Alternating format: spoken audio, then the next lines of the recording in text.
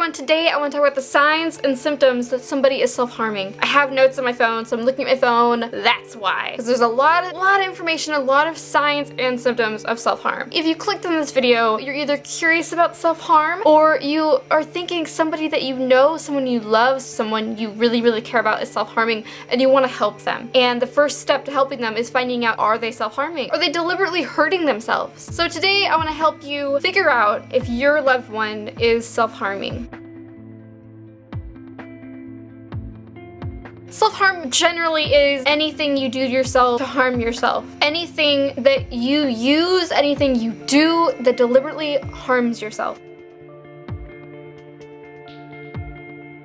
Some of the most common things that people do while self-harming is they cut. Cutting is the most common form of self-harm known in the general public. When you think of self-harm, you do think of cutting. You think of using a knife or a blade to harm yourself because this person who is self-harming is in this emotional state where they feel like there's no other way to cope with the emotions and the feelings of the feelings, so they hurt themselves. But there are a lot of other ways that people can self-harm, including burning or scolding yourself. Burning is another form of self-harm that is not talked about a lot. If you're burning yourself, you are self-harming. Hitting yourself or banging your head against the wall, a lot of people don't see that as self-harm, but technically it is self-harm. You're hurting yourself, you want to hurt yourself, so hitting your head against the wall is a type of self-harm. Punching things, throwing things at your body, biting yourself, intentionally preventing wounds from healing, picking off the scabs so they don't heal, which is very unsanitary and very dangerous. Self-harm can also be other things that you feel like you're doing to yourself to punish yourself. It doesn't necessarily have to be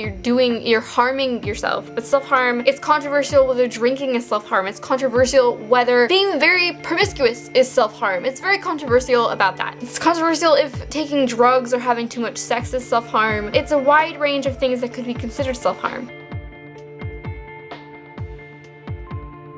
As individuals caring for these people, how can we tell if they're self-harming? There's a lot of ways to tell if somebody is self-harming. One, and probably the most easy to see, is unexpected wounds or scars or cuts on somebody's body. Now, there's a lot of excuses that self-harmers use, like, oh, my cat scratched me. Oh, I fell in a rose bush, like I talked about in a few videos previous. And those are warning signs as well if they keep coming up with very interesting excuses. If a person has multiple wounds on their body without any reasonable excuse to have them, that is a warning sign that somebody is self-harming. This could also include burns or bruises on their head, on their body, that don't have really reasonable excuses, is a warning sign of self-harm. Another major one to look out for if you are thinking that someone is self-harming is blood stains. If this person is cutting, there is going to be blood and they're probably going to hide it. I mean, for me personally, when I was self-harming, I would use a rag. I would use a rag to clean it up and I would hide it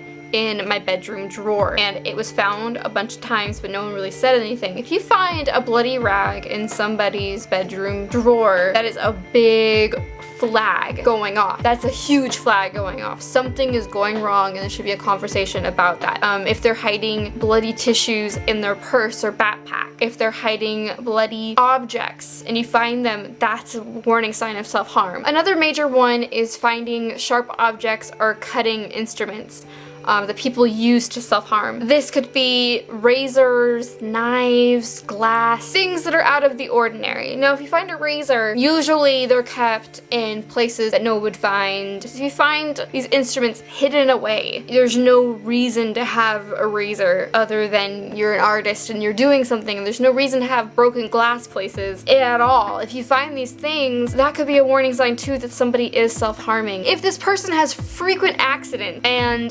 that's how they explain their self-harm. That's how they explain their bruises. You know, if they always say, my cat's scratching me, maybe it really isn't their cat. Maybe it's something else. Maybe there's something psychological happening with this person that they need help. Or this person claims to be really clumsy and that's why they have a lot of bruises. And in the long run, I mean, if you are clumsy, you're going to have a lot of bruises. You're going to have a lot of nicks and stuff. But I mean, I mean, 9 times out of 10, it's really not like that. If this person is covering up, wearing long sleeves, long pants in the summertime, that might be a big warning sign if someone is self-harming. If they're always wearing jeans, if they don't want to show their body off, if they don't want to show skin, I mean, they could be conservative or they could be hiding what they're doing to their body. And if you feel like a warning sign is coming up for self-harm and they're hiding arms or their legs or anything like that, that could be a warning sign. Another really big warning sign that someone is self-harming or even depressed is they're being more isolated. They're not going to a lot of social events. They're not really coming out in the living room and talking to you. They're really isolating themselves in their room, being by themselves a lot. This could really be a warning sign of depression, and it could be a warning sign of self-harm. I will make a video on how to help these people who are self-harming. I hope this gives you a direct path to see if someone is self-harming. If you think that someone is self-harming, don't just come out and say it. Don't just say, oh, I think you're self-harming. Sit them down, tell them that you care about them, you want to help them, and if there's anything going on in their life, you're there for them, and then tell them that they can vent to you whenever. Tell them that you are a safe person,